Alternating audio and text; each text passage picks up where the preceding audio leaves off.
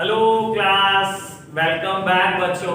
बेटा आखिरी दो टॉपिक हैं ये, ठीक है ना। इसके बाद ऑलमोस्ट कोर्स डन है, ठीक है ना।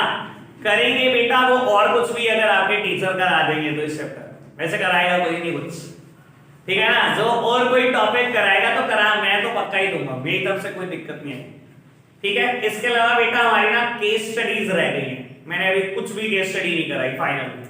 फिलहाल तो बेटा कोर्स की जल्दी थी, पहले आपके वीकली का चक्कर डाला तो मैंने फटाफट से भगाया, ठीक है ना। अब कर लेंगे केस स्टडीज के बाद, ठीक है।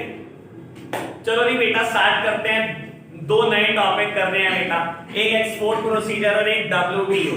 ऑलमोस्ट 3 से 4 दिन का होता है, ठीक है ना। एक एक्सपोर्ट प्रोसीजर 3 दिन ले जाएगा हमारे, ठीक है जी। इसको लेकिन समझना बेटा ऐसे है जो कोई ना समझ सके, ठीक है जी। चलो सब सामने देख रहे हैं बेटा। टॉपिक का नाम है एक्सपोर्ट प्रोसीजर। ये लिखा इंडिया के एंगल से गया, जब इंडिया एक्सपोर्ट करेगा तो बेटा क्या प्रोसीजर फॉलो करेगा। और तो बता देता हूं बेटा, पूरे दुनिया के कस्टम में एक्सपोर्ट का प्रोसीजर यही दिया गया। पूरी दुनिया का कस्टम पढ़ लो, यूएस में जाके पढ़ लो बेटा, एक्सपोर्ट प्रोसीजर सेम होगा। ऑस्ट्रेलिया में जाके पढ़ लेना सेम होगा बेटा, चाइना में पढ़ लेना सेम होगा, हर जगह पे सेम मिलेगा। लेकिन बेटा क्योंकि हम इंडिया में पढ़ रहे हैं तो हमारे एंगल से दिया गया, अगर हम एक्सपोर्ट करते हैं तो प्रोसीजर क्या है। लेकिन मैं समझाऊंगा किस एंगल से बेटा, जब यूएस एक्सपोर्ट करेगा तो क्या, ठीक है ना। वहीं से ज्यादा क्लैरिटी आएगी आपको, ठीक है ना। और बता देता हूं, जब ये टॉपिक हो जाएगा तो चाहे इंपोर्ट प्रोसीजर उठा के देख लेना, वर्ड बाय वर्ड सेम होगा। मैं इंपोर्ट की भी बातें साथ साथ करके चलूं, बोलो ओके, समझ आई ये बात। बाबू एक बात और, बाबू एक्सपोर्ट करने के लिए हम तीनों रूट का इस्तेमाल कर सकते हैं, ठीक है ना। 3 रूट से हो सकता है export, land route, marine route और एयर रूट। तीनों रूट से हो सकता है बेटा। एक्सपोर्ट वर्ड है तो एक्सपोर्ट करने का कोई एक रास्ता नहीं है बेटा। It may be land route, it may be air route और it may be marine route. बेटा land is not a feasible option, क्योंकि हर कंट्री से हमारी लैंड मिलती भी नहीं है, सिर्फ 3-4 कंट्री से ही तो हमारी लैंड मिलती है बेटा। तो बाबू land is not a feasible option, ठीक है ना। ये हर जगह वैलिड नहीं हो पाएगा बेटा, इसलिए हमें कभी ये पढ़ाया ही नहीं जाता, ठीक है ना। Air root is to costly बेटा, इस वजह से कभी ये नहीं पढ़ाया जाता, बहुत महंगा है एयर रूट बेटा। सस्ता पड़ता है मरीन रूट, फिजिबल ऑप्शन ये है, इसलिए हमारे कोर्स में सिर्फ मरीन रूट। समझ आई बात। तो बेटा मरीन रूट पे चर्चा स्टार्ट करेंगे, एक्सपोर्ट प्रोसीजर की बात करेंगे। लेकिन बेटा एक्सपोर्ट में किस एंगल से बताऊंगा, जब यूएस एक्सपोर्ट कर दो, ठीक है ना। समझ आपको आएगा, हर चीज वर्ड बाय वर्ड समझ में आएगी, कोई दिक्कत मत लो, ठीक है ना। एक्सपोर्ट प्रोसीजर में तो अगर मुझे भी पढ़ना पड़े तो मैं भी पढ़ूंगा बेटा। हर टॉपिक में मैं कह देता हूं खुद पढ़ लेना, खुद पढ़ लेना। इसमें तो मुझे भी पढ़ना पड़े बेटा, मैं भी पढ़ूंगा, कोई दिक्कत नहीं, क्लियर है ना। चलो बेटा एक्सपोर्ट प्रोसीजर स्टार्ट करेंगे, लेकिन इससे पहले एक इसी से रिलेटेड टर्म का डिस्कशन कर दूं, लेटर ऑफ क्रेडिट। जिन्होंने पहले नहीं पढ़ा, जिन्होंने पढ़ रखा उनको याद होगा बेटा एलसी क्या चीज होती है। लो प्यारे बच्चों सब सामने देखेंगे, पूरा इंटरेस्ट लेना बेटा, मजा आएगा। आपकी एनर्जी अगर डबल होती है ना, मेरी अपने आप 4 गुना हो जाती है। आप इंटरेस्ट शो करो इस चीज को समझाने समझने के लिए, मैं दिखाता हूं बेटा कैसे समझाया जाता है इस चीज को। लो जी बेटा सबसे पहले बात करेंगे एक चीज की, एलसी लेटर ऑफ क्रेडिट क्या चीज होती है, समझना बहुत आराम से। बाबू आप कोई पर्सन हो इंडिया के रेजिडेंट, आप बेटा गुड्स इंपोर्ट करना चाहते हो यूएस से, ठीक है ना। और यूएस से का कोई बेटा प्रोस्पेक्टिव एक्सपोर्टर है जो बेटा फ्यूचर में गुड्स एक्सपोर्ट करेगा। आपने बेटा इस पर्सन को बोला, इजी रखने के लिए बेटा इसका नाम ले लेते हैं मिस्टर ई। ई मींस एक्सपोर्टर, ठीक है ना। इसका नाम ले लेते हैं बेटा mister I. I means importer, तो थोड़ा इजी बढ़ जाएगा बेटा। आपने मिस्टर ई को बोला, मिस्टर ई एक काम कर, तू ना वहां से फटाफट से गुड्स चला दे। जैसे ही मुझे इंडिया में गुड्स रिसीव हो जाएंगे मैं तेरी पेमेंट क्लियर कर दूंगा, क्या दिक्कत। मिस्टर ई ने कहा सुन सोच, ज्यादा समझदार है, तो एक काम कर, तू ना मेरे अकाउंट में पैसे डाल, जैसे ही पैसे रिसीव हो जाएंगे मैं अभी गुड्स चला दूं। क्या बात कर रहा है, ऐसे थोड़ी होता है। पहले गुड्स तू चलाएगा, जब मुझे इंडिया में गुड्स मिल जाएंगे तो तेरी पेमेंट तेरे को मिल जाएगी। वो कह रहा पागल हो गया, ऐसे थोड़ी होता है। तू पहले अकाउंट में पैसे डालेगा, जब पैसे मुझे मिलेंगे तभी चलेंगे यहां से गुड्स। तो सर तो इसका सॉल्यूशन क्या है, पहले गुड्स डालेंगे या पहले एडवांस पेमेंट डाले? 25% एडवांस पहले या 50%? पहले एडवांस नहीं, पहले गुड्स चलेंगे। अरे बता दो यार। हाँ, पास कह रहा पहले गुड्स चलेंगे, तो मैंने क्या करे पहले गुड्स या एडवांस? क्या मतलब बीच में रह गए गुड्स? हाँ, पेमेंट हैंड टू हैंड हो, मतलब अच्छा तो मान इसने आरटीजीएस कर दी तो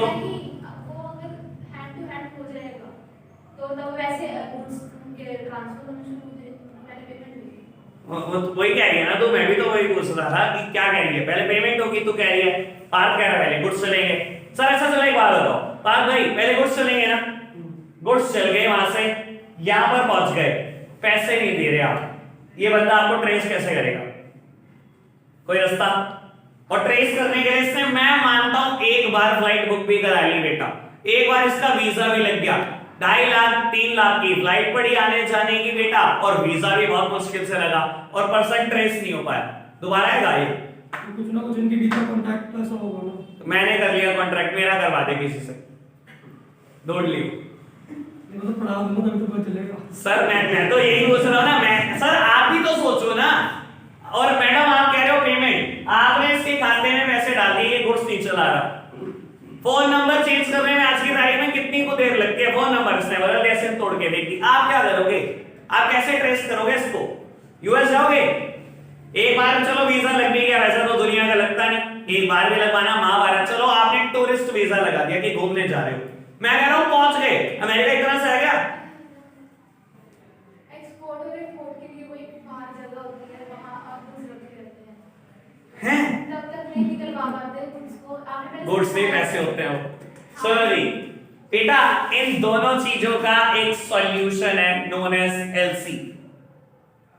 मुझे बुला रहा है कोई? नहीं, ठीक बेटा, इन दोनों का एक सॉल्यूशन है नोन एज एलसी। ना तो बेटा पहले आप पेमेंट देंगे, ना ही बेटा पहले गुड्स देंगे। होगा क्या बेटा? बीच का एक रास्ता निकालिए। सुनना बेटा, मिस्टर आई पूछेगा मिस्टर ई से, बताओ आपके घर के आसपास कौन सा इंडियन बैंक है, या आपके वर्क प्लेस के आसपास कौन सा इंडियन बैंक है?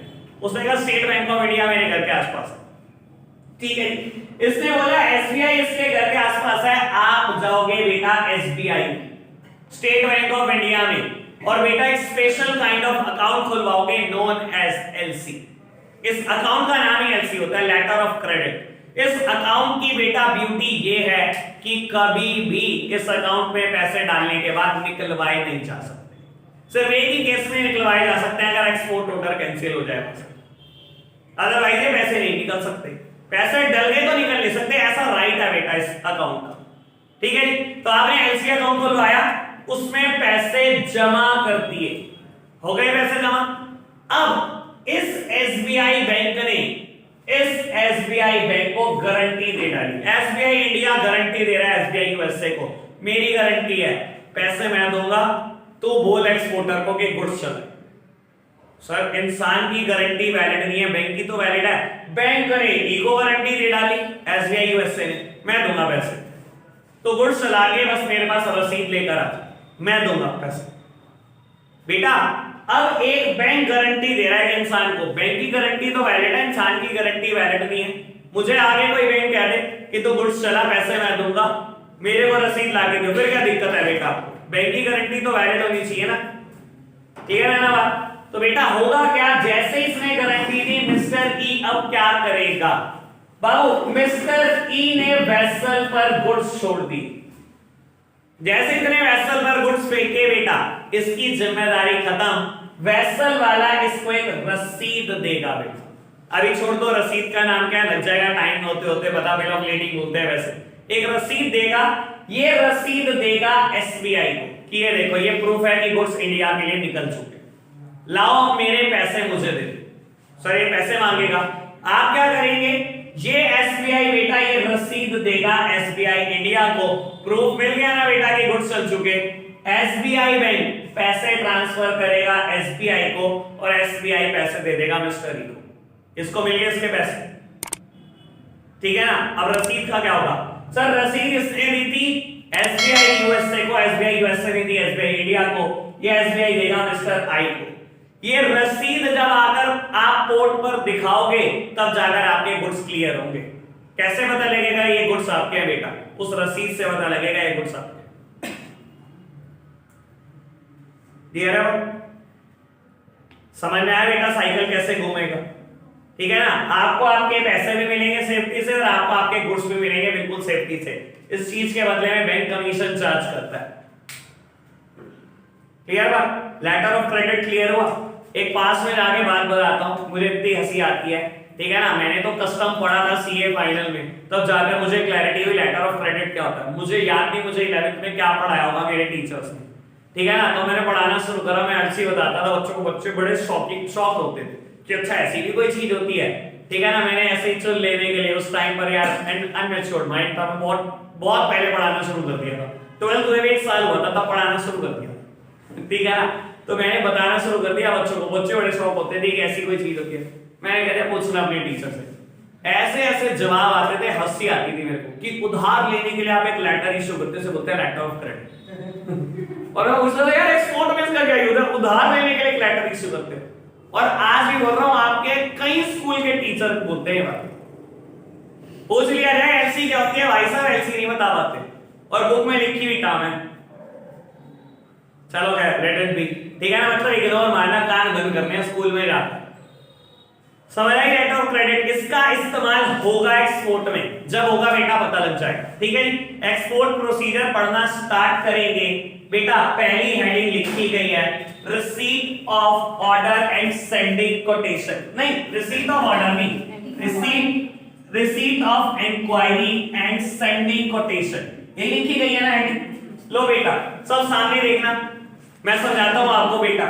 बाबू जितनी बात नोट्स में लिखी गई है उससे बहुत ज्यादा हमने बातें करनी है इस टॉपिक को खत्म करने में। ठीक है ना? तो बाबू नोट्स को तो बस एक बेस मान लो बेटा, ये सब कुछ नहीं है, इससे बहुत सारी बातें बताऊंगा।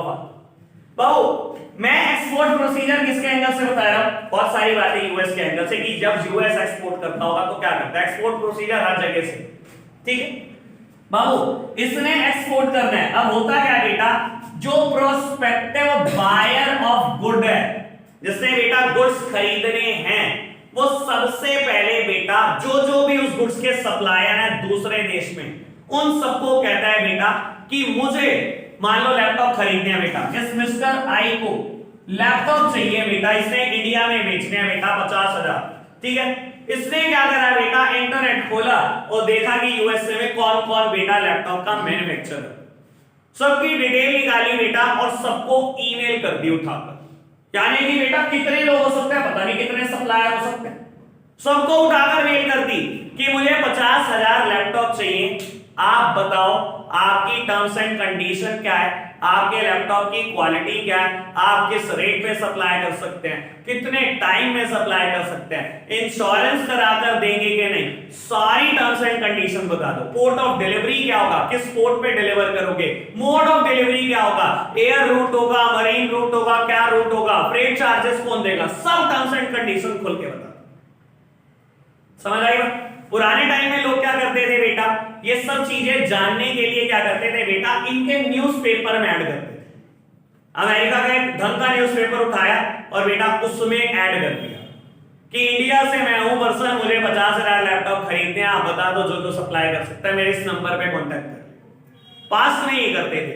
ठीक है ना? आज तक वही बातें लिखी गई है। सर आज का एरा ऐसा नहीं है, आपको पता ही है बेटा, सब चीजें हमारे पास, सारी इंफॉर्मेशन इंटरनेट पे अवेलेबल होती है, हमें बायर मिल जाते हैं। ठीक है ना? बायर सेलर सब मिल जाता है, कोई दिक्कत तो नहीं। तो बेटा आपने क्या करा, आपने इन सबको रिक्वेस्ट कर दी। ठीक है ना? आप प्रोस्पेक्टिव बायर ऑफ गुड्स है बेटा और ये प्रोस्पेक्टिव सेलर है, इसमें से कोई एक सेलर बनेगा ऑब्वियसली बेटा। आपने सारे सप्लायर को बेटा कांटेक्ट करा थ्रू ईमेल, सबसे बेटा सारी इंफॉर्मेशन मांगी। ठीक है जी? और अब बेटा ये सारे इंफॉर्मेशन प्रोवाइड करेंगे आपको, और बेटा जब ये प्रोवाइड करते हैं सब क्या बोलते हैं, कोटेशन देना। हम बोलेंगे बेटा इसको कोटेशन या बेटा परफॉर्मा इनवॉइस।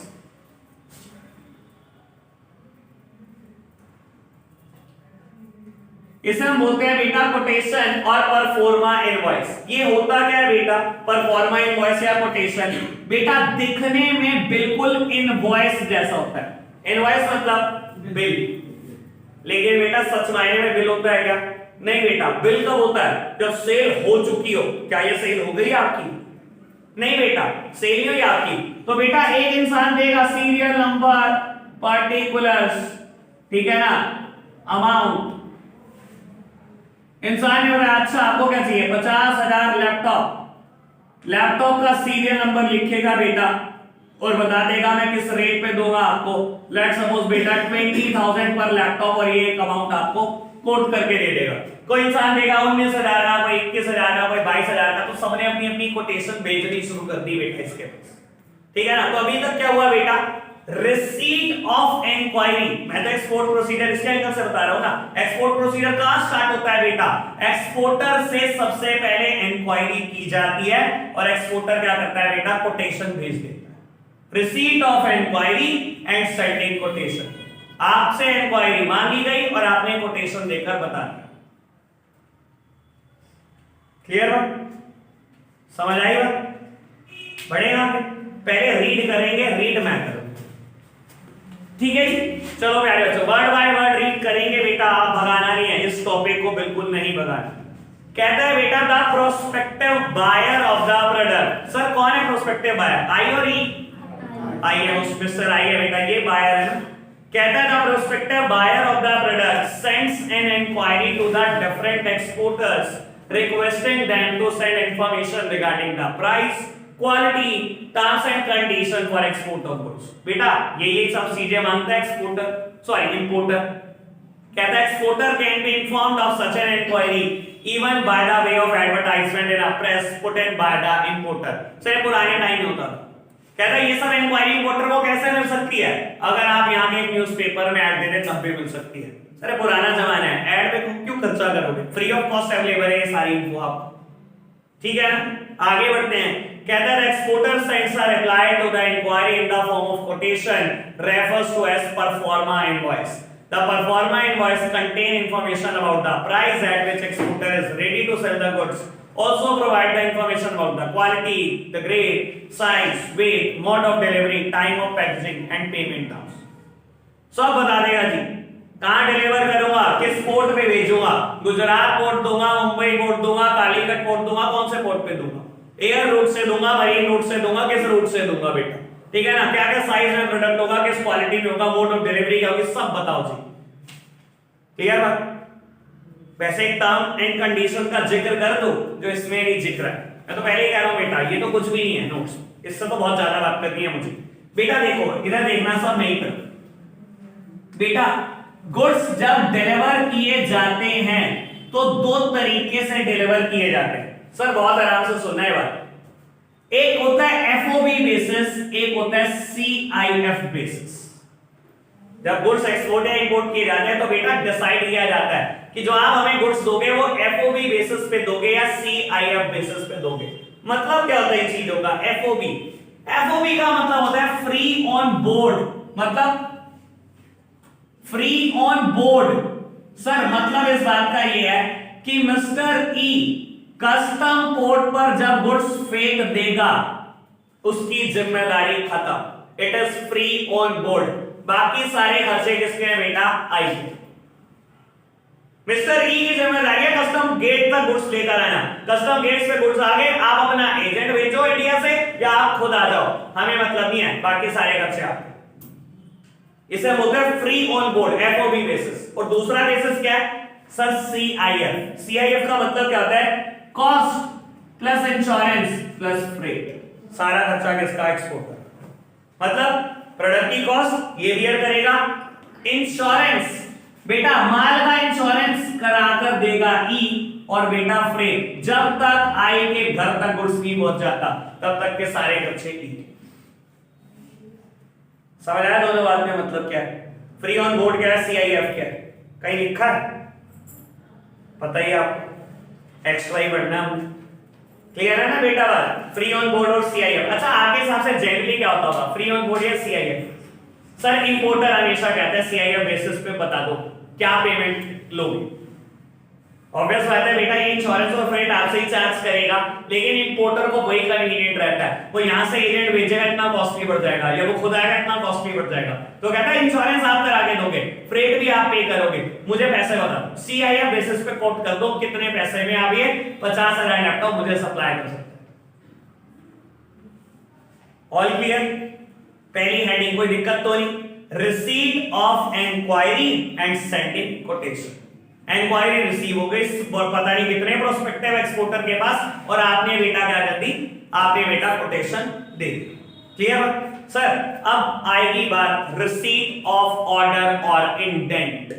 बेटा इसे हम इंडेंट बोलते हैं प्यार से, या बेटा आप बोल सकते हो रिसीट ऑफ ऑर्डर, सिंपल भाषा। बाबू अब इतने सारे एक्सपोर्टर ने अपनी अपनी कोटेशन दी, सर ऑर्डर तो किसी एक को रिसीव होगा ना, सबको तो नहीं ऑर्डर रिसीव हो सकता ना, तो बेटा अब ये अपने मुताबिक, सर जनरली बेटा बता देता हूं, बेसिस होता है, क्राइटेरिया होता है पैसा, जो सबसे सस्ता कोट करता है बेटा, आप ऑर्डर हमेशा उसी को देते हैं, ठीक है ना। कुछ लोग क्वालिटी में मरते हैं, लेकिन 90% लोग को बेटा सबसे सस्ता देखते हैं। अच्छा इसकी कोटेशन सबसे सस्ती है, लो जी आप ही को ऑर्डर मिलेगा। जैसे कि पास में कभी ना कभी ऐसा हुआ है आपके खुद के स्टेट में, अखिलेश यादव जी को 1 लाख लैपटॉप बांटने थे, याद है ना, तो उन्होंने कोटेशन इनवाइट करी थी सारी लैपटॉप मैन्युफैक्चरिंग कंपनी से, क्या बताओ मुझे 1 लाख लैपटॉप बांटने, किस रेट पे सप्लाई कर सकते हैं, तो सबने कोटेशन दी थी।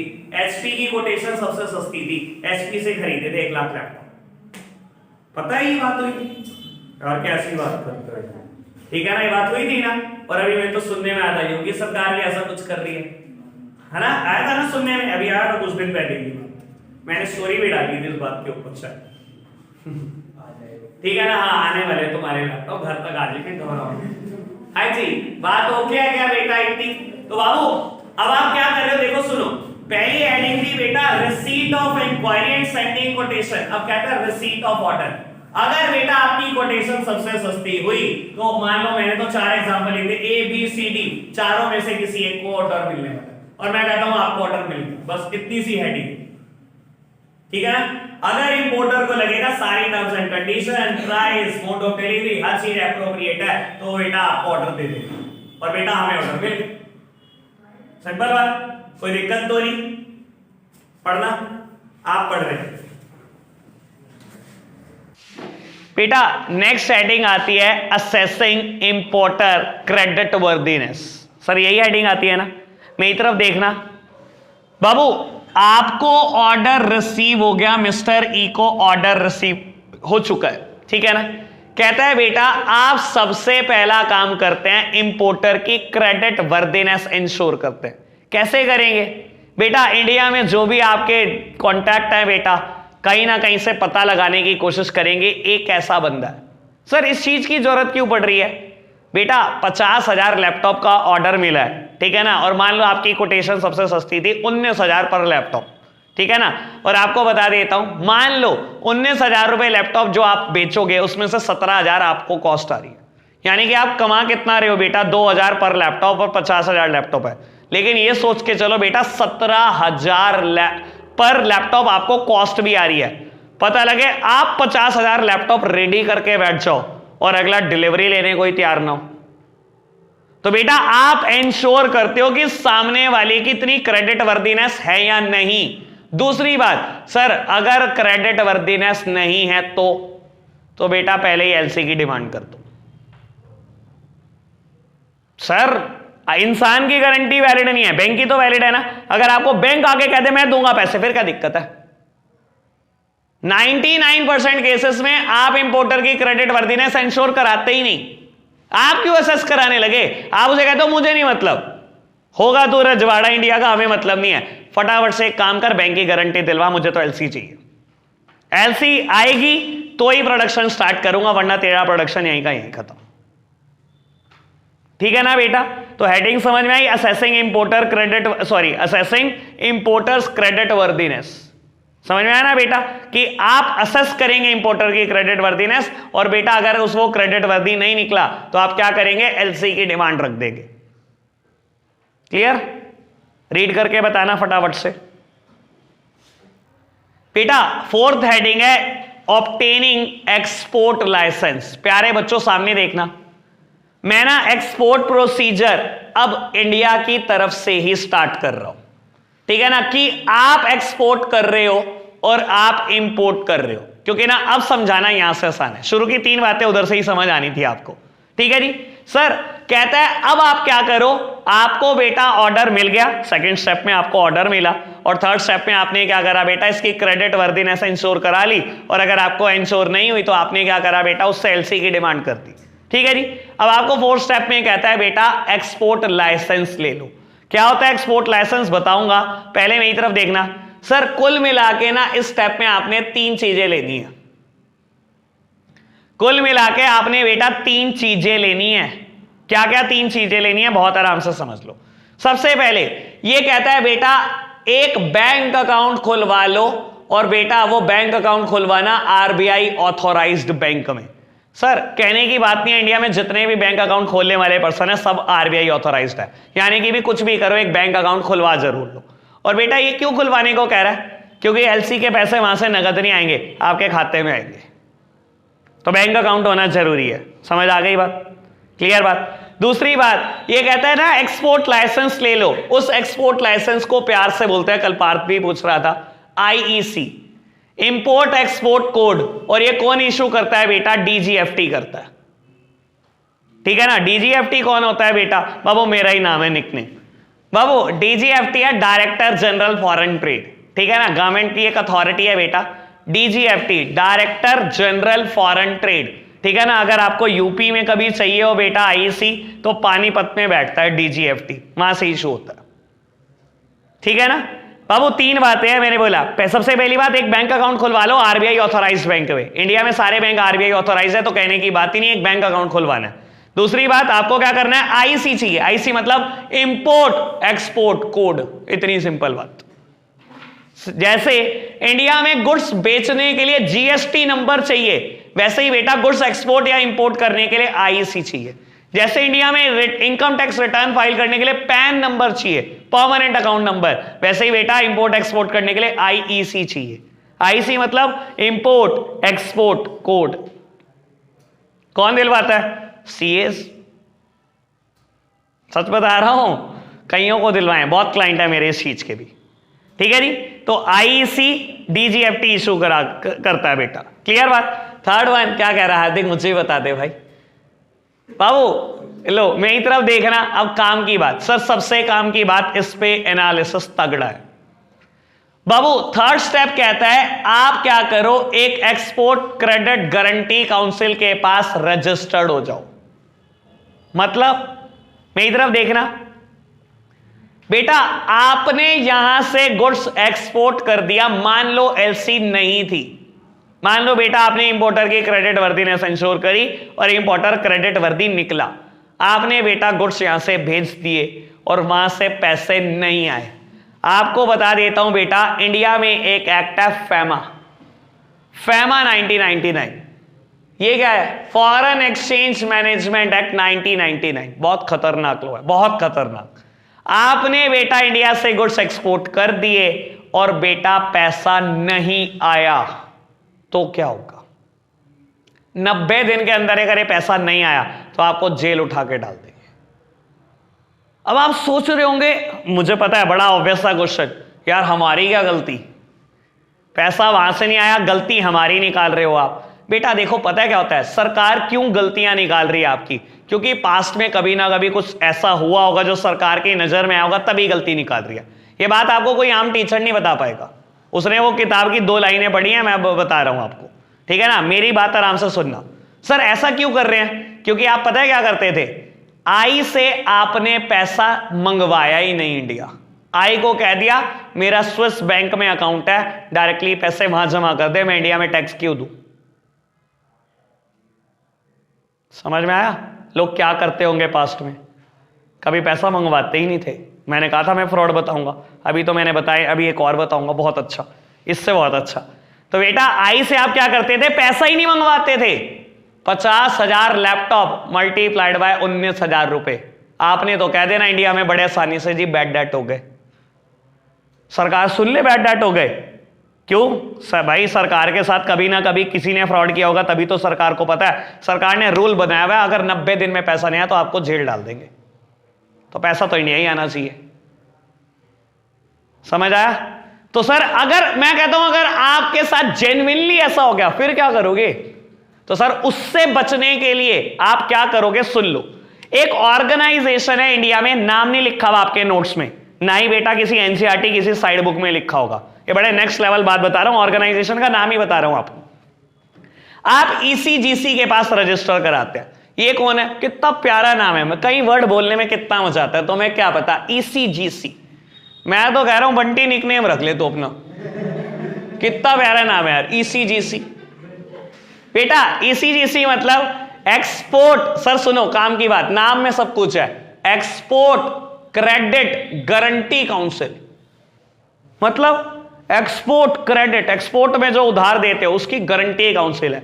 ये क्या करती है बेटा आपके लिए? 90 दिन में पैसा नहीं आया और आप एक जेन्युइनली भुक्तभोगी हो बेटा, कि सामने वाला पैसा नहीं दे रहा, बैड डाट हो रहा, सर ईसीजीसी अपनी जेब से पैसा जमा कराएगी आपके खाते में, और ईसीजीसी बेटा फॉरेन में जाके उस बंदे को ट्रेस करेगी। ये गवर्नमेंट बॉडी है, ये तो ट्रेस कर सकती है बेटा, वहां की गवर्नमेंट के साथ मिलकर उस बंदे को, आप नहीं ट्रेस कर सकते कभी भी।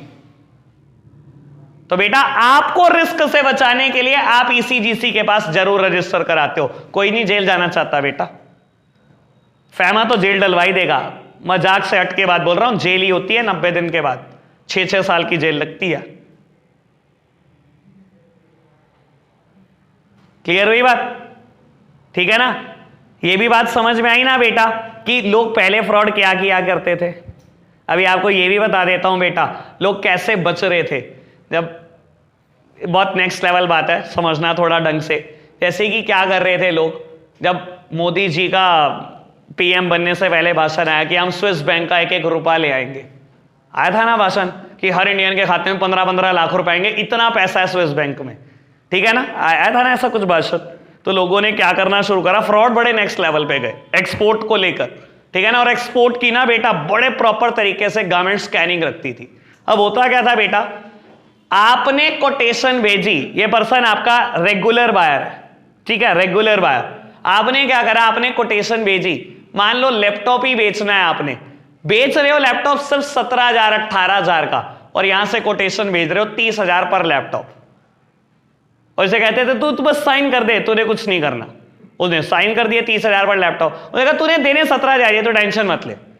ये क्या करता था, ये 17,000 मल्टीप्लाइड बाय 50,000 लैपटॉप के पैसे आपके खाते में डालता था। आप 13,000 मल्टीप्लाइड बाय 50,000 लैपटॉप के पैसे स्विस बैंक अकाउंट से ले आते थे अपने। समझे क्या होता था? समझे नहीं? अरे गेम ही नहीं समझे तुम, बन गए तुम सीए जरूर। बाबू सुनो, आप कोई पर्सन हो, आपने पैसा जमा करा रखा है स्विस बैंक अकाउंट में स्विट्जरलैंड में, ठीक है ना, जिस पे टैक्स नहीं दिया, ब्लैक मनी है आपकी वो, ठीक है। अब बेटा जब पता लग गया कि स्विस बैंक से पैसे आएंगे तो आपको डर लगने लगा कि यार ये पैसे आ जाएंगे, सरकार की नजरों में आ जाऊंगा, वो खाली कर देता हूं अकाउंट। अब कैसे लेकर आओगे एकदम वहां से पैसा? सर क्या आएगा तो है ही ना, आप कैसे लाओगे? आपने जब बेटा कोटेशन दी आई को, तो कोटेशन दी 30,000 रुपए पर लैपटॉप और 50,000 लैपटॉप, जबकि बेटा आई को आपने कहा सब तूने 17,000 पर लैपटॉप देने, बस तू कोटेशन में साइन कर दे, हाँ मैं दूंगा 30,000 पर लैपटॉप। तो आई ने साइन करके दे दिए। जब ये पेमेंट करता तो कितनी करता था? 17,000 मल्टीप्लाइड बाय 50,000 लैपटॉप, और आप क्या करते थे? 13,000 मल्टीप्लाइड बाय 50,000 लैपटॉप अपने स्विस बैंक अकाउंट से ले आते थे कि ये तो मैंने एक्सपोर्ट किया है, ये तो वहां से आया पैसा। आगे इस गेम समझ? हाँ पूरी आ गई, बन गए बस, आधे सीए तैयार है। यही तो जानने के लिए आते हो तुम मेरे पास, और क्या जानने आते हो तुम? ठीक समझ आई ना बात? सर अच्छा एक बात है, मतलब अपार्ट फ्रॉम दिस टॉपिक एक बात पूछता हूं।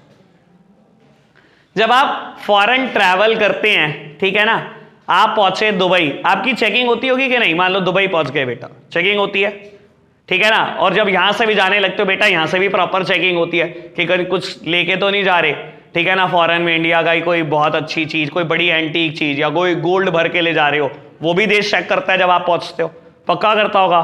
फ्लाइट पे होता होगा, ऐसा होता होगा बेटा। और मैं कहूं अगर आप फ्लाइट से जा ही नहीं रहे, आप जा ही बेटा शिप से रहे हो, तो चेकिंग होती है कि नहीं होती? प्रॉपर होती है, ठीक है ना। मतलब कस्टम्स बहुत तगड़ा है इंडिया का भी और बाकी सारी फॉरेन कंट्री का भी, कि हर जगह पे चेकिंग होती है, चाहे लैंड रूट से जाओ, चाहे मरीन रूट से जाओ, चाहे एयर रूट से जाओ। जाते टाइम भी चेकिंग होती है बेटा, और वहां पहुंचते टाइम भी चेकिंग होती है। और ऐसे ही अगर वहां से कोई फॉरेनर आता है तो चेकिंग होती है सर, उसकी भी होती है। वो देश भी करता है, इंडिया भी करता है। मेरे को कभी ये बात नहीं समझ में आई, जब इतनी प्रॉपर चेकिंग होती थी तो स्विस बैंक में अरबों करोड़ रुपए कैसे पहुंच गए? हवाई उड़ के गए पैसे, हवा तो नहीं आई, पैसे तो गए हैं। पोर्ट से ही गए हैं या एयरपोर्ट से ही गए हैं? ऐसा तो नहीं हो सकता ना, उड़ के तो नहीं गए। सर सोचो कितने लोग मिले हुए होंगे, अरबों करोड़ रुपए गए हैं, अरबों करोड़ रुपए, कोई 10-20 हजार रुपए नहीं गए। सोचने की बात है कि नहीं है? चलो, वैसे तो बहुत कुछ बता देता आपको लेकिन लेट इट बी, ठीक है ना। बात 4 बातें क्लियर हुई आपको, ठीक है ना। चौथी बात क्लियर हुई आपको, क्या है बेटा? Obtaining export licence. बोलता तो खाली एक्सपोर्ट लाइसेंस के लिए है, लेकिन बेटा हमें 3 बातें चाहिए। एक, बैंक अकाउंट खुलवाना है आरबीआई ऑथराइज्ड बैंक में, हमें आईसी चाहिए जो डीजीएफटी इशू करेगा। आईसी मतलब इंपोर्ट एक्सपोर्ट कोड। कौन इशू करता है? DGFT, full form director general foreign trade, ठीक है ना। और तीसरी बात सर, एक काउंसिल के पास आपको जरूर रजिस्टर कराना है ताकि आप रिस्क ऑफ नॉन पेमेंट से बच पाएं, ठीक है ना। इस काउंसिल का नाम है ईसीजीसी, मतलब बंटी उर्फ बंटी। ईसीजीसी मतलब एक्सपोर्ट क्रेडिट गारंटी काउंसिल। बात समझ में आई?